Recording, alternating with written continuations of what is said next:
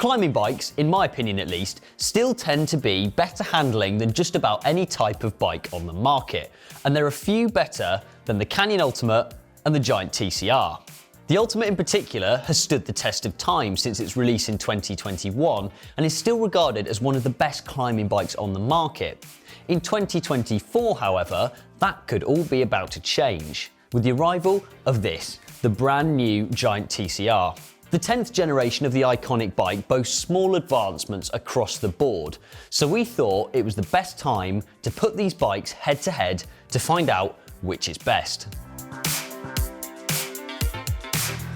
It's amazing to think that the first ever Giant TCR launched all the way back in 1997 when I wasn't actually even born. Since then, of course, it's gone through a whole host of changes. It switched from alloy to carbon in 2002 and adopted disc brakes in 2016. Superficially at least, it might not look like much has changed, and for sure, it's not a grand departure from the previous generation, but across the bike, there's a whole raft of details, updates and tweaks to get stuck into. Giant stands apart from most because it owns its own factory, and it's introduced a lot of new technologies on the new TCR. Giant uses more precise cold blade cutting to cut the carbon sheets. This reduces deformation due to excess heat, which allows the brand to create a frame with lower weight and higher stiffness. The front triangle is also created from just one sheet of carbon.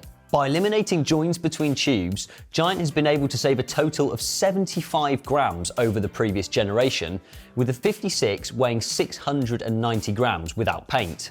Giant has retained the integrated seat mast too, which, to be honest, has really grown on me. Provided you know your saddle height and you're not growing too much, the system actually looks really neat, and it completely takes out of the question any finicky seat clamps, which are all too common on today's race bikes. As with any new bike, Giant also claims the new TCR is a total of 5 watts faster than the previous generation, thanks in no small part to fully internal cable routing up front. This saving is actually up to 12 watts when you consider the system. That's alongside the new Cadex Max 40 wheels. The Canyon CFR might be the older bike on the block, but it still holds up today as one of the best climbing bikes. The direct-to-consumer brand first released the CFR back in September of 2022, and since then, it's been ridden to countless victories by teams like Alpecin-Deceuninck and Canyon SRAM in the World Tour.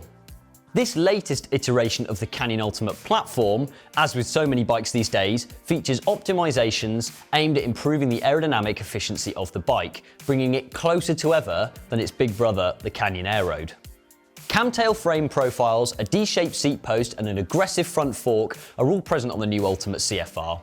And the bike even steals the CP0018 cockpit from the Canyon Aeroad too. And it has to be said, this cockpit is one of my favourite parts about the Ultimate, because unlike any other brand's finishing kit, this one-piece cockpit is adjustable. The CP0018 features adjustable width from 38cm to 42cm, and while you can't change the stem, it's still nice to have some form of adjustability.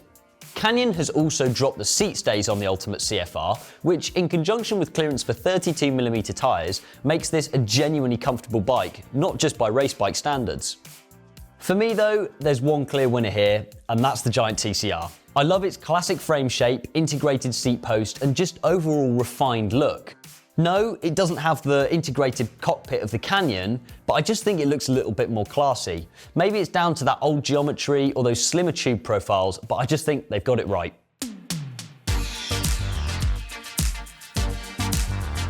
When it comes to weight, once again, there's one clear winner. Though both of these bikes sit quite comfortably under the UCI's minimum weight limit of 6.8 kilos, the Giant is that little bit more feathery, tipping the scales at just 6.4 kilos in the build shown here. The Canyon, on the other hand, is no slouch at 6.67 kilos, but the TCR is lighter.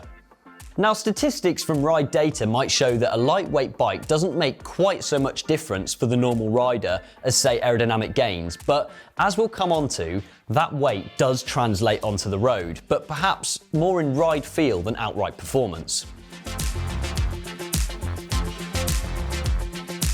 Now then, what were my impressions on the brand new Giant TCR? Well, first and foremost, it is a super stiff platform. When you really tear apart a new bike, you'll notice that you can feel stiffness in different places, namely the bottom bracket and the head tube. The Giant definitely has both. The bottom bracket is perhaps not quite as stiff as some of the more harsh aero bikes I've tested in the past, but what's really impressive is the head tube. The super stiff head tube makes for a really confident and poised front end, which makes a huge difference on descents, any corners, and particularly if you're going to race the bike. The geometry is fantastic too. The compact geometry, which Giant pioneered for many years, makes the bike feel really agile, planted, and thanks to the super low weight, particularly in the wheels, the bike changes direction in an instant. We've got those super short chainstays to thank for that. What does let the bike down slightly, however, is the cockpit combination. These handlebars, to me, just feel ever so slightly flexy, and in sprints, on the drops, you do notice it. And I know it's the drops, partly because you can test it when the bike's stationary, you can try and pull the bars together, but also when climbing on the hoods, the same issue doesn't prevail. However, as I said, this is kind of saved by that super stiff head tube, so the bike doesn't feel underconfident at all, but the handlebars, in my opinion at least, could be slightly stiffer. What's really impressive about the TCR is the way it handles itself on the flat, and I think this is in no small part down to those Cadex wheels. For such a lightweight and dainty bike, it still feels super quick on the flat. Now, of course, we don't have any wind tunnel data to verify that, but some bikes, more than others, have a bit more of a sort of imperious ride feel. Now, I wouldn't say that the TCR is quite up there with the likes of, say, the MV Mille, which I rode recently. That feels absolutely brilliant on the flat. However, for a climbing bike, it's really great, and I would say it certainly beats out something like the Factor 02 VAM, which is sort of a similar weight to this bike, and actually in frame shape quite similar too. Another component of race bikes, which once upon a time was completely neglected, is comfort. And to be honest, Giant's got this one pretty sussed too. Drop seat stays and a super skinny seat post make for a comfortable ride, even when spending long hours in the saddle. All in all, it's a really complete package, and I think it's one with character, which genuinely a lot of modern day bikes seem to lack somewhat. As we'll come on to, some bikes can feel absolutely brilliant, really perfect race machines almost, but very clinical, and I think Giant has managed to put a little bit of personality into the way the bike handles, and for that, I thank them. Now then, how does the Canyon stack up? Well, I'm going to start by saying, on paper, these bikes are relatively similar. There are some small changes in the geometry between the two bikes, but they both weigh a similar amount and they're designed to do a similar job. But the Canyon feels totally different. The Ultimate uses the same geometry as what's currently used in the Canyon Air Road, and I have to say, I just don't quite get on with it as well as the TCR. The chainstays are around 5mm longer, which is enough to really make the bike handle that bit slower. Now, I would say it's actually more stable as a result. The slower handling does make it slightly easier when the going gets technical, but personally, as someone that's ridden bikes full-time for a number of years, I personally prefer something that's just that bit more exciting.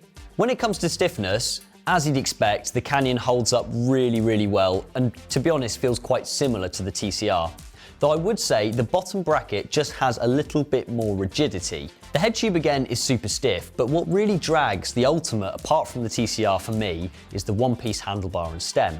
As someone that loves to sprint, having that increased confidence in the drops is really important, and I think a lot of riders will notice the bike just feeling that much more rigid, which, okay, might sacrifice some comfort, especially on long rides, but for a race bike, I think it's really important. So the Canyon's quick on the climbs, stable on the descents, and rides fast on the flat, but I just can't quite fall in love with it the same way I have with other bikes I've ridden. And I think this really comes down to the geometry. The TCR, as I said, is that little bit more exciting, whereas the Ultimate is almost like a VW Golf. It does everything really well and seems like the obvious choice. However, it just feels, to me at least, a little bit run-of-the-mill, a little bit samey. That said, it damps vibrations really well, and for many, especially for the value you get, particularly at the lower end of the market, it's a brilliant bike. Traditionally, Giant and Canyon have both been well known for offering great value products.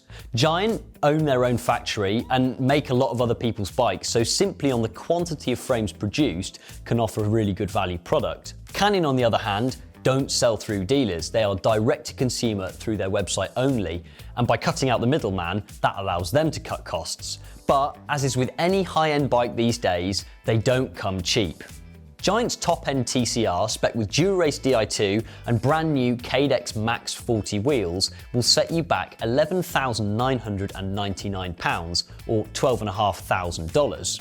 The Ultimate CFR, on the other hand, has a much more modest price ceiling. Top-end models, which are available in both Shimano Dura-Race Di2 and SRAM Red trims, will set you back a maximum of £9,499 or $10,499, so around £2,000 cheaper.